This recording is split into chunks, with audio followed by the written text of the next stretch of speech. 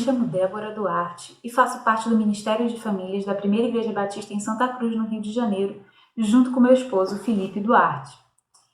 Esse ano, nosso mês da família está sendo um pouco diferente. Toda terça e sábado, nós estamos postando na internet um conteúdo para a edificação da família à luz da Palavra de Deus. E nesse sábado, nós iremos falar mais diretamente aos jovens. Então, pegue a Bíblia e reserve esse tempo, um tempo de qualidade, para você aprender um pouco, refletir à luz da Palavra de Deus sobre o tema Jovens. Busquem viver uma vida reta aos olhos de Deus.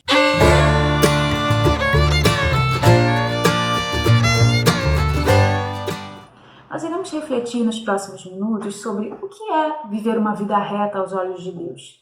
Será que é tão fácil quanto parece? Como alcançar esse objetivo? Então eu te convido a vir comigo, pegar a sua Bíblia para a gente meditar juntos. A gente precisa pensar, primeiramente, na juventude. A juventude é uma época muito importante da nossa vida. Independente de recorte etário, os jovens, eles são marcados por grandes decisões. A juventude é um tempo marcado por grandes decisões. Nós fazemos escolhas na juventude que perdurarão por toda a nossa vida e terão até impacto em gerações que virão após nós. Então, na juventude nós somos confrontados com algumas das principais escolhas. Nós tomamos decisões sozinhos pela primeira vez, sem a tutela dos pais, sem a tutela dos líderes, e muitas vezes arcamos com as consequências delas sozinhos também. Então, essa liberdade tão sonhada e almejada pelos jovens traz consigo muita responsabilidade. Uma responsabilidade que pesa e que faz a gente pensar sobre estilo de vida, modos de viver. A maneira como nós levamos a nossa vida, ela vai ter impacto não apenas na nossa vida pessoal, mas também na nossa família, na comunidade, na sociedade. Então é preciso pensar, é preciso refletir o que tem motivado as nossas ações. Como cristãos, nós devemos ser motivados pelo desejo de adorar a Deus em tudo que nós formos fazer. A glorificação e exaltação do nome do nosso Deus deve ser o nosso principal objetivo. A base bíblica para essa verdade está lá em 1 Coríntios 10, 31. O apóstolo Paulo diz o seguinte: assim, quer vocês comam, bebam ou façam qualquer outra coisa, façam tudo para a glória de Deus. Então, buscar viver uma vida reta diante de Deus é buscar agradar a Deus, obedecer a Deus em tudo o que nós formos fazer, desde as tarefas mais complexas às mais simples. Então, a gente percebe que adorar a Deus, agradar ao Senhor, viver uma vida reta e íntegra diante de Deus, não tem a ver só com o que a gente faz aos domingos na igreja, mas sim com o que a gente faz no nosso dia a dia, dentro de casa, na escola, na rua, no nosso trabalho. É isso mesmo que a gente acabou de ler. Tudo que nós fizermos deve ser para a glória de Deus. Devemos exaltar a Deus o tempo todo, inclusive na nossa vida financeira, nos nossos planos para o futuro, enfim, em absolutamente tudo. Quando nós dizemos sim ao chamado de Deus para as nossas vidas, quando nós o reconhecemos como nosso Senhor e Salvador, nós ganhamos a vida eterna. Mas também nós iniciamos uma caminhada que o apóstolo Paulo, que nós acabamos de citar, vai chamar na segunda carta a Timóteo de corrida. Ele diz no capítulo 4, versículo 7, combati o bom combate, terminei a corrida, guardei a fé. Então, viver uma vida reta diante de Deus é um desafio, sim. É um desafio que só acaba quando a gente parte para a glória. Lá em Eclesiastes 12, 14, diz algo também muito importante sobre viver uma vida reta. Diz o seguinte: todos os nossos atos serão julgados pelo Senhor. Falando dessa forma, até faz a gente pensar que nós devemos viver uma vida reta diante de Deus apenas por medo do juízo, mas não é verdade. Sim, nós devemos ter medo do juízo divino, mas a nossa obediência ela não pode ser baseada no medo. Embora conscientes de que esse juízo virá e que nós seremos sim julgados pelos nossos atos, a nossa obediência precisa seguir o que diz em 1 João 4,18. Abra sua Bíblia comigo.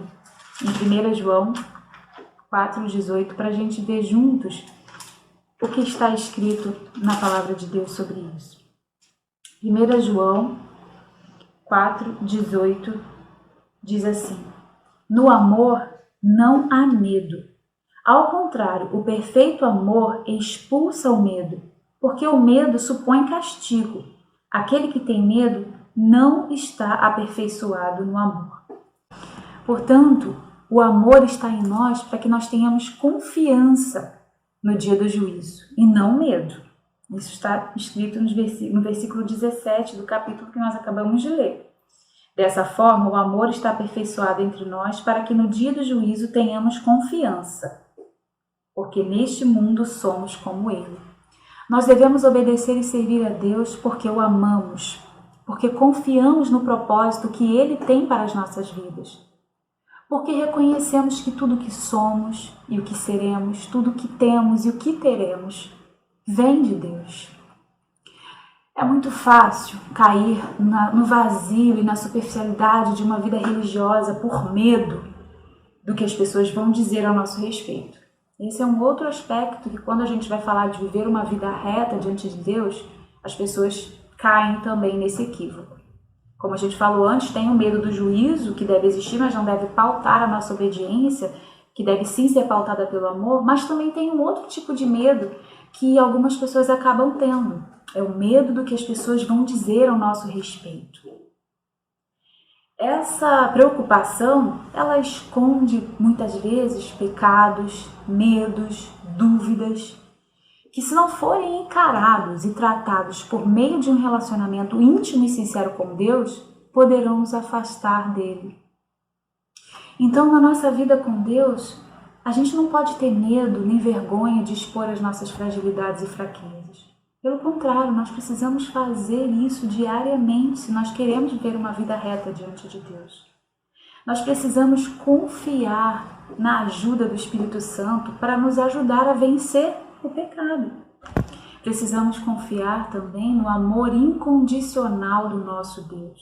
Ele nos ama, independente de como estamos. No entanto, sempre tem um no entanto, sempre tem um mais.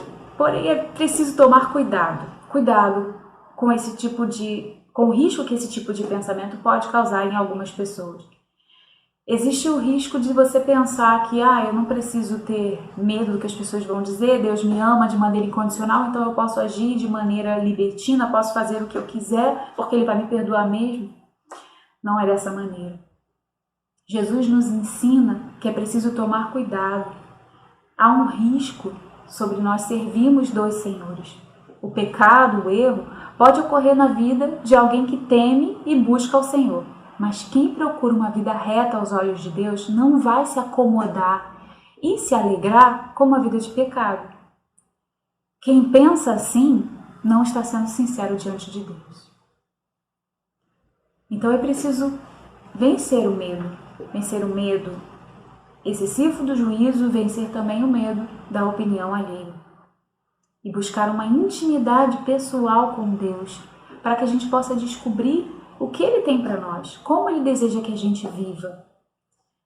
Que não seja uma religiosidade, uma máscara, apenas para as pessoas verem, para a sociedade ver, para agradar os outros, mas que seja algo verdadeiro, íntimo e sincero, para que a gente consiga agradar ao nosso Senhor verdadeiramente. Há muitas promessas na palavra de Deus reservadas para os que são obedientes ao Senhor. Destaco aqui o que diz o Salmo 128. Vamos lá para o Salmo 128 para a gente poder ler uma promessa muito especial que Deus tem. Na verdade, mais de uma promessa. A passagem diz assim: como é feliz quem teme o Senhor, quem anda em seus caminhos. Você comerá do fruto do seu trabalho e será feliz e próspero. Sua mulher será como videira frutífera em sua casa. Seus filhos serão como brotos de oliveira ao redor da sua mesa. Assim será abençoado o homem que teme ao Senhor. Nós acabamos de ler promessa de felicidade, de sustento, de paz e de prosperidade. Sim, independentemente das circunstâncias que a gente possa enfrentar na vida, das crises. Quem teme e confia, quem obedece ao Senhor, quem leva uma vida reta diante de Deus, quem busca agradá-lo, quem anda em seus caminhos será bem-aventurado. Mesmo que venham as tempestades, as dificuldades, as promessas de Deus se cumprem, porque Ele é fiel. Ele é fiel à sua palavra e jamais irá falhar. Porém, quando a gente fala de prosperidade, é importante abrir um parênteses para explicar o que a Bíblia diz em relação a isso. O que é a prosperidade bíblica? Quando a Bíblia fala de prosperidade, ela se refere sobretudo às bênçãos espirituais. Não é pecado ser rico, mas em Mateus 6, 19 e 21, Jesus nos fala sobre o tipo de tesouro que devemos buscar acumular. Vamos lá comigo para Mateus 6, 19 e 21, falando sobre os tesouros que nós devemos buscar. Não acumulem para vocês tesouros na terra, onde a traça e a ferrugem destroem, e onde os ladrões arrombam e furtam. Mas acumulem para vocês tesouros nos céus, onde a traça e a ferrugem não destroem, e onde os ladrões não arrombam nem furtam. Pois onde estiver o seu tesouro, aí também estará o seu coração. Eu repito, não é pecado ser rico. Até mesmo na Bíblia, nós temos exemplos de servos que foram ricos, como Abraão, Jó.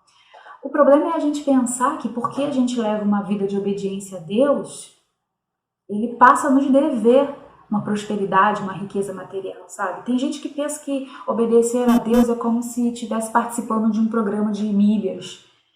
E aí, a cada ato de obediência, a cada gesto de obediência e de fidelidade a Deus, ele vai acumulando pontos para um determinado momento trocar por algo material. Mas não é bem assim que as coisas funcionam. Na verdade, não é nada assim que as coisas funcionam, né? É preciso voltar ao princípio de tudo. É preciso voltar ao amor. Virão bênçãos espirituais e até materiais a partir da obediência, mas o foco da nossa busca pela santidade deve ser o amor pelo Senhor. Quantos de nossos irmãos crentes sinceros e fiéis morreram em casas humildes e na simplicidade levando vidas modestas? Seria até um desrespeito a eles pensarmos que eles não foram fiéis e obedientes o suficiente. A Bíblia está cheia de exemplos, repito, de pessoas que foram muito ricas, que serviram a Deus e que foram muito ricas. Mas também está cheio de exemplos de pessoas que foram muito fiéis e não enriqueceram materialmente falando. Mas como é ter uma vida reta diante de Deus? Afinal, a juventude é cercada de tentações. A nossa sociedade elegeu a juventude como a melhor fase da vida, em que se está no ápice do desenvolvimento físico, mental, com um mundo de possibilidades à frente. Então, justamente embalados nesse pensamento mundano, muitos dizem que são jovens demais para viver uma vida de renúncias e sacrifícios. Eu não vou abrir mão da minha juventude para viver uma vida de renúncias, uma vida de sacrifícios seguindo a Deus. Jamais. Deixa para mais tarde, depois que eu tiver mais maduro. Porém, quem pensa assim não consegue entender, não enxerga que a vida com Deus não é um fardo pesado a se carregar. Quem pensa assim ainda não experimentou o que está escrito em Mateus 11:30. Vamos lá para Mateus 11:30 para a gente poder ver o que está escrito dessa vez. Pois o meu jugo é suave e o meu fardo é leve. Quem está falando isso é o próprio Cristo. O jugo dele é suave, o fardo dele é leve. Ele nos convida a trocar com ele, a entregar os nossos fardos pesados e a pegar o dele que é leve. Então a gente precisa escolher em quem a gente vai acreditar. A gente vai acreditar no nosso Senhor ou a gente vai acreditar no que o mundo diz? O Senhor nos instrui e orienta através da palavra dele. Mas o Deus desse século, Satanás, muitas vezes utiliza estratégias como a cultura para nos confundir. Atos 4:12 diz que em nenhum outro há salvação, apenas pelo nome de Cristo. Então nós precisamos tomar a nossa decisão e viver a cada dia buscando agradar e glorificar o nome de Deus.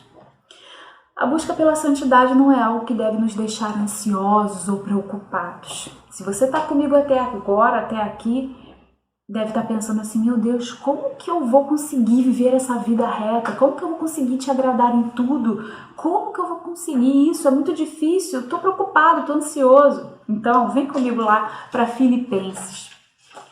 Vamos descobrir o que a palavra de Deus diz sobre isso. Filipenses 4, nós vamos ler o versículo 6, os 6 e o 7. Olha o que diz. Não andem ansiosos por coisa alguma, mas em tudo, pela oração e súplicas e com ações de graças, apresentem seus pedidos a Deus. E a paz de Deus, que excede todo entendimento, guardará o coração e a mente de vocês em Cristo Jesus. Então, a busca pela santidade, por viver uma vida reta diante de Deus, não é algo que deve nos deixar ansiosos ou preocupados. A gente precisa entender que é preciso levar ao Senhor as nossas preocupações e ansiedades e Ele nos dará a paz que excede a todo entendimento. Nós devemos levar ao Senhor os nossos medos, angústias, inquietações, dificuldades e como resultado teremos essa paz. Agora nós vamos passar para alguns conselhos práticos sobre como viver uma vida reta aos olhos de Deus. Primeiro passo é cuidar do que você está pensando. Avançando um pouquinho nesse texto mesmo, você está aí com a sua Bíblia aberta, em Filipenses 4, vamos ler o versículo 8. Finalmente, irmãos, tudo que for verdadeiro, tudo que for nobre, tudo que for correto, tudo que for puro, tudo que for amável, tudo que for de boa fama, se há algo de excelente ou digno de louvor, pensem nessas coisas. Então, o primeiro passo para você que quer levar uma vida reta diante de Deus é pensar aquilo que agrada ao Senhor. Isso porque as nossas atitudes se originam nos nossos pensamentos. Se você alimenta pensamentos impuros, indignos, pensamentos que você não gostaria que fossem ouvidos ou lidos em voz alta, então já está errando. A gente precisa se consertar primeiro aqui no pensamento. O segundo passo é colocar em prática tudo que nós aprendemos. Então lá no versículo 9 diz assim: ponham em prática tudo que vocês aprenderam, receberam, ouviram e viram em mim, e o Deus da paz estará com vocês. Mas para a gente colocar em prática aquilo que a gente aprendeu, tem algo implícito aí. A gente precisa aprender de Deus. A gente precisa buscar conhecer a Deus. E essa busca, ela se dá através de vários meios. A leitura bíblica pessoal, devocional, diária, é o básico. Mas também precisamos estar envolvidos na escola bíblica dominical, precisamos nos alimentar de um conteúdo edificante que fale sobre a palavra de Deus de maneira fidedigna, de maneira coerente, correta.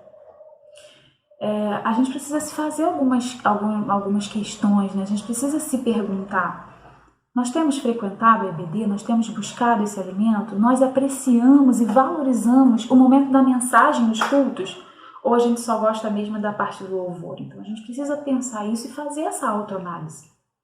Depois de pensar e sentir o que agrada a Deus e depois de agir de acordo com o que é reto diante de Deus, o último passo, o terceiro, é fazer o que está demonstrado por Davi no Salmo 51. Davi, um dos reis mais importantes da história do povo escolhido por Deus, foi chamado o homem segundo o coração de Deus.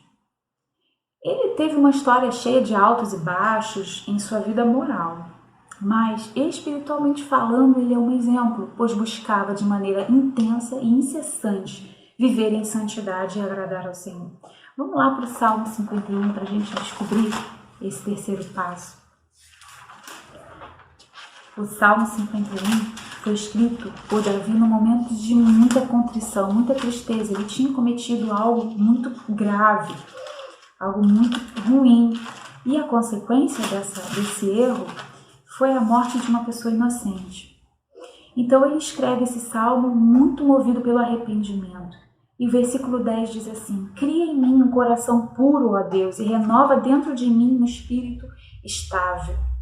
Então, para que a gente possa buscar ao Senhor, buscar ter uma vida reta diante do Senhor, a gente não pode esquecer dessa etapa, a etapa da constante contrição, do constante arrepender-se quando pecar e buscar se consertar diante de Deus. Mas nem sempre é fácil se humilhar. Reconhecer o erro e pedir perdão é difícil mesmo, mas aí é que entra o Espírito Santo. O Espírito Santo entra para fazer o que é difícil para nós. Quando Jesus subiu aos céus, depois de ressuscitar, ele prometeu que não nos deixaria sós. Nós, seus discípulos, servos, temos poder quando o Espírito Santo habita em nós. Isso está lá em Atos 1:8. Recebemos o Espírito Santo quando nós recebemos a Cristo como nosso Salvador. Porque Ele, Jesus e o Espírito Santo são um só. Não é possível ter Jesus sem ter o Espírito Santo. Ou seja, quem é salvo recebe o Espírito Santo quando se converte. Em Lucas 11:13, Jesus nos diz que o Pai dá o Espírito a quem pedir. É o Espírito que nos incomoda quando nós pecamos, que nos dá confiança e fé de que nós somos salvos e de que somos filhos de Deus. Finalmente, é a presença do fruto do Espírito Santo em nós que demonstra na prática o nosso alinhamento à vontade de Deus em relação à nossa conduta e comportamento. Dá uma olhadinha lá em Gálatas 5, do 19 ao 25, que você vai ver o que a gente está falando agora. Bom, encerrando a nossa reflexão, a nossa esperança ao seguir uma vida guiada pelo Espírito Santo, ou seja, uma vida reta diante de Deus, deve ter como foco os valores do reino de Deus. Devemos focar na eternidade, sem perder de vista o tempo precioso que temos aqui para trabalhar para Deus. A palavra de Deus nos diz em Gálatas 6, 8 e 9, quem semeia para a sua carne, da carne colherá destruição. Mas quem semeia para o Espírito, do Espírito colherá para a vida eterna. E não nos cansemos de fazer o bem, pois no tempo próprio colheremos, se não desanimarmos. A minha oração é que você não desanime, para que possa colher os frutos da melhor decisão da sua vida, que é de servir a Cristo. Que você possa servi-lo não baseado no medo de ir para o inferno ou pensando em recompensas materiais, mas sim movido pelo amor a Ele. Que arda em nosso coração o desejo de viver uma vida reta diante de Deus, para que o nome do Senhor seja exaltado em nós e através de nós. Fique com Deus, Deus te abençoe, a você e a sua família.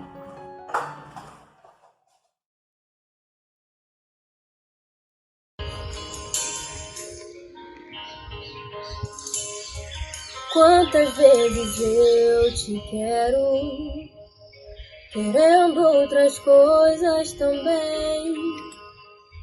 E quantas vezes eu te chamo, mas dentro de mim não sei dizer bem onde o meu coração está. Se com você ou em qualquer outra coisa, pra onde mais eu posso ir? É preciso admitir.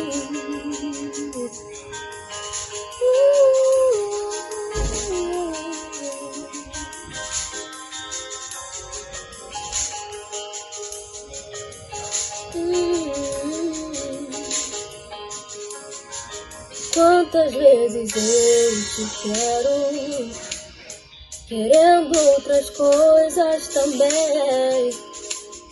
E quantas vezes eu te chamo, mas dentro de mim não sei dizer bem onde o meu coração está. Se com você ou em qualquer outra coisa, pra onde mais eu posso ir?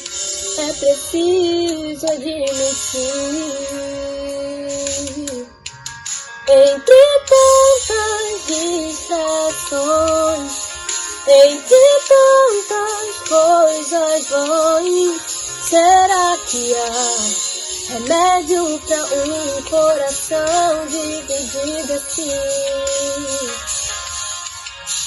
Estou cansada de lutar, eu preciso me entregar pra ser só seu. Você não espera nada além que tudo de mim. Quantas vezes eu te busco e não é de todo o coração, e mesmo assim ainda me pergunto por que não responde a minha oração. Porque eu insisto tanto em buscar o que só vou achar em ti, em qualquer outra coisa. Mas vim agora me humilhar, preciso tanto de mudança.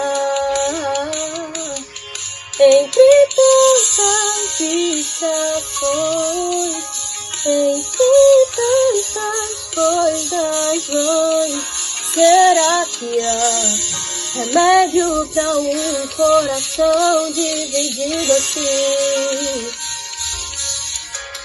Estou cansada de lutar, eu preciso me entregar pra ser só teu. Você não espera nada além de tudo de mim.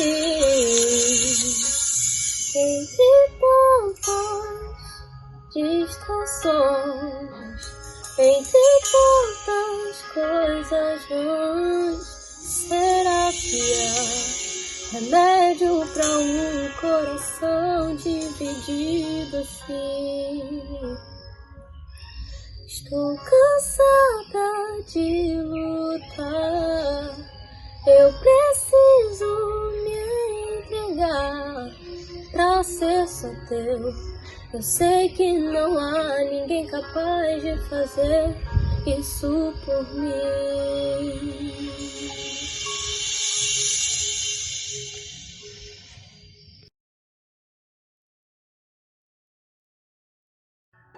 Olá, tudo bem? Gostaria de orar por você e também pela sua família. Vamos orar nessa hora?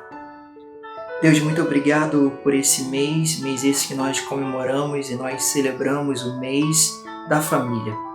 Obrigado, Deus, por cada programação que tem sido, Deus, verdadeiramente bênção para as nossas casas e também, ó Deus, para a Tua igreja. Quero lhe pedir, ó Deus, por cada lar, venha, ó Deus, haver paz, alegria, união, harmonia, meu Deus. Ó Pai, agora lhe peço uma bênção especial para a juventude de sua igreja. Ó Pai, cada jovem, cada adolescente, ó meu Deus, que venha ser esse um tempo que venhamos a buscar mais o Senhor. Querer, ó Pai, ter um relacionamento mais profundo, mais íntimo contigo, meu Deus. Ó Pai, que possamos, ó Deus, a viver em santidade de vida e viver, ó Deus, uma vida reta diante dos Teus olhos, ó Pai. Ó Pai, nos fortaleça e nos abençoe. Essa é a nossa oração, é a minha oração. E eu abençoo, Deus, a juventude de sua igreja, no nome de Jesus. Amém.